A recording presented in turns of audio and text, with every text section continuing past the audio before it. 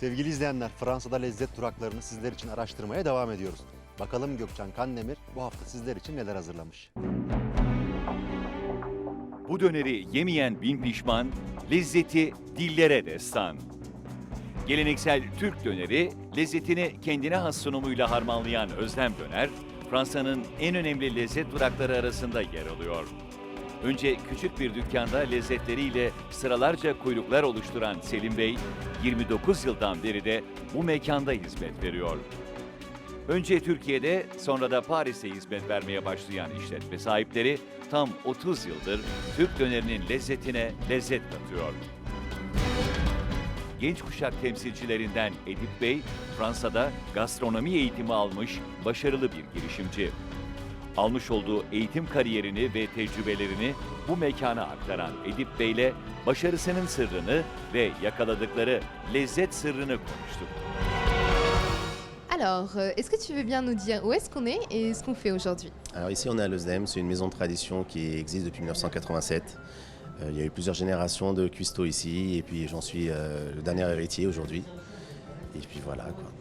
Alors, est-ce que je peux te connaître toi de plus près, ton nom, prénom et comment ça se fait que tu es le troisième héritier? Je m'appelle Edip, moi j'ai grandi ici, je suis venu à l'âge de 5 ans de Turquie. Donc j'ai fait mes classes en commerce, en communication. Après j'ai eu la chance d'avoir accédé au privilège d'étudier à Ferrandi. Les débuts, 2005. Alors en 2005 je suis revenu ici pour travailler avec mes oncles, eux-mêmes qui avaient exercé depuis de nombreuses années, à savoir mon oncle Youssouf, mon oncle Michel, et mon oncle Özcan, pour ne citer qu'eux. Et depuis, nos chemins se sont séparés en 2008-2009, si je ne vous dis pas de bêtises, et j'ai repris le gouvernail à 100% tout seul. C'est une lourde responsabilité quand même de reprendre le travail de sa famille, de son père, de ses oncles, cet héritage comme vous dites, c'est une lourde responsabilité j'imagine. C'est très lourd à porter, c'est un gros défi, on est confronté à des obligations d'héritage. En plus vous n'êtes pas arrivé tout simplement en suiveur, mais vous êtes venu en changeant des choses. Je suis arrivé, mon défi c'était ça justement, c'était le quartier changeant, il fallait faire en sorte que le panel client soit plus éclectique, étant donné que le quartier qui était précédemment un quartier de confection, et aujourd'hui c'est beaucoup de bureaux, c'est beaucoup de gens qui sont pris par le temps, des gens qui... Dünyanın neresinde olursanız olun, Türk dönerinin lezzeti dillere destandır. Kısa zamanda lezzetlerini Fransızlara sevdiren mekanın müşteri kitlesi her geçen gün artıyor. En tout cas, moi je vous félicite au passage pendant cette interview de ce que vous apportez aux gens, de ce que vous faites découvrir au jour le jour. On a vu dans les reportages qu'on va voir tout à l'heure également des personnes qui ne connaissaient pas et qui ont découvert les saveurs et même des étrangers qui sont partis en Turquie et qui m'ont confié avoir retrouvé les saveurs de la Turquie ici. Oui, ça c'est une très grande fierté et je remercie tous les gens qui font partie de cette aventure, à savoir Sran, Hélène, mon père, ma mère, Semir, qui nous a rejoints depuis peu, puis bien sûr tous les gens qui nous suivent depuis bientôt 3 générations. J'aimerais savoir ce que vous avez changé quand vous êtes arrivé ici, Edip. Les premières choses que vous avez remarquées, à part donc effectivement ce quartier qui changeait, vous avez rencontré d'autres problématiques. Quelles sont-elles? Le plus gros problème aujourd'hui a été aussi de pouvoir servir les gens à midi parce que c'est un quartier de bureau, les gens sont très speed, ils ont besoin de manger vite. Et... Tout le monde vient à la même heure. Exactement, ça c'est ce qu'on a comme gros problème. Lezzetinin yanı sıra servisi ve kapasitesiyle de öne çıkan mekan yoğun talep karşısında sipariş sistemini hayata geçirmiş. Eğer bu menülerin tadına bakmak istiyorsanız siz olun, önceden randevunuzu almayı sakın ihmal etmeyin. Çünkü bu lezzetler geldiği gibi tükeniyor. Özellikle de döneri. On lève le rideau à 11h30 midi, et, on a une affluence monstre à midi, tout le monde a faim, tout le monde est pressé, tout le monde est mal garé, il faut que tout le monde soit heureux. Et quelle est la solution avec votre jeunesse et votre ingéniosité que vous avez mis en place pour éviter justement cette attente? Nous on est passé par autre chose, ça fait déjà bientôt 7 ans, 8 ans que j'ai mis ça en place. La commande téléphonique, tout bêtement, tout bonnement, on appelle une demi-heure, 1 heure avant, on fait une pré-réservation par téléphone. On donne des bons avec des numéros de commande aux gens afin d'éviter qu'ils soient lésés ou dépassés par d'autres. Et les gens mangent vite finalement ici, non? Pas tant que ça. Ils prennent leur temps quand même. Quand ils ont leur place, ils la lâchent pas. Ils ne la lâchent pas, ils se sentent bien. C'est une ambiance familiale et tout le monde se connaît ici. Tout le monde connaît les acteurs, enfin toutes les personnes qui travaillent ici. C'est devenu vraiment très familial comme lieu. D'accord, donc vous avez une confiance entière à l'ensemble de vos équipes, ça vous l'avez dit en plus plusieurs fois. La confiance, c'est l'un des premiers ingrédients. Deuxièmement, qu'est-ce que vous faites pour avoir ces saveurs? Beaucoup d'amour, aimer ce métier, parce que si on l'aime pas, je pense que ça se ressent tout de suite. Un brin de folie, parce que je pense qu'il en faut un petit peu. Je pense que si on n'était pas si on aurait été trop carré, je pense que les gens se sentiront pas à l'aise et dans une ambiance familiale aujourd'hui. Vous connaissez très bien vos clients d'après ce que j'ai remarqué. Il y a même beaucoup de mes clients qui ont mon numéro de personnel, c'est devenu des amis. Et ça peut être gênant, donc regardez, ne m'appelez pas à 10 heures tardives, s'il vous plaît. D'accord. Et parlons maintenant de ce qui nous intéresse après avoir bien mangé, le bon dessert. Donc je sais que vous avez des yaourts et des desserts. Comment est-ce que vous les préparez et pourquoi, encore une fois, est-ce qu'ils sont aussi bons?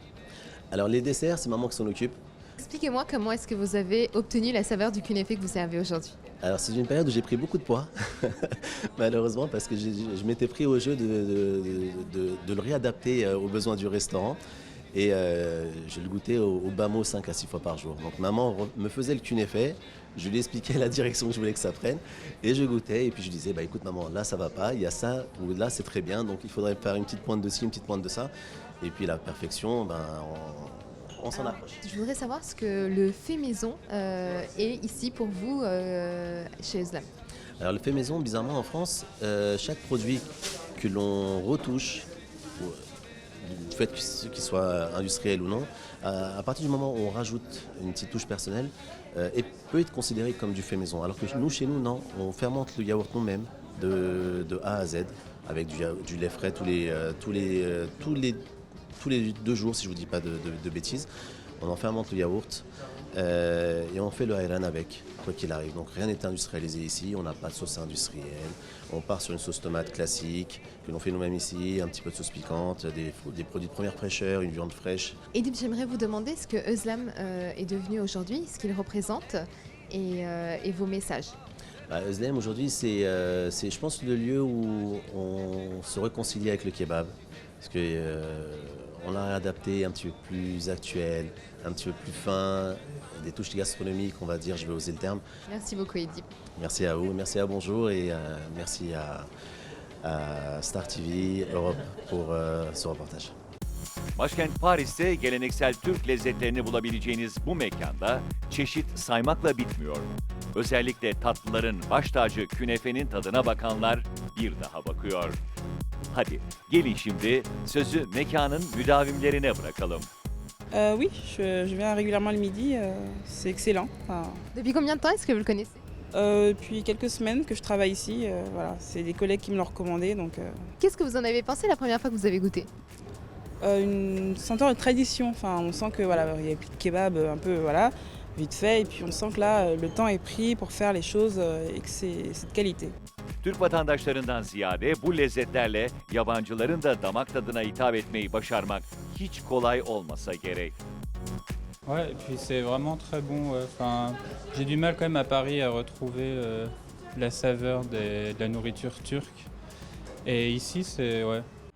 Bu mekanı cazip kılan en önemli nedenlerden biri de işletme sahiplerinin ve çalışanlarının güler yüzlü hizmeti.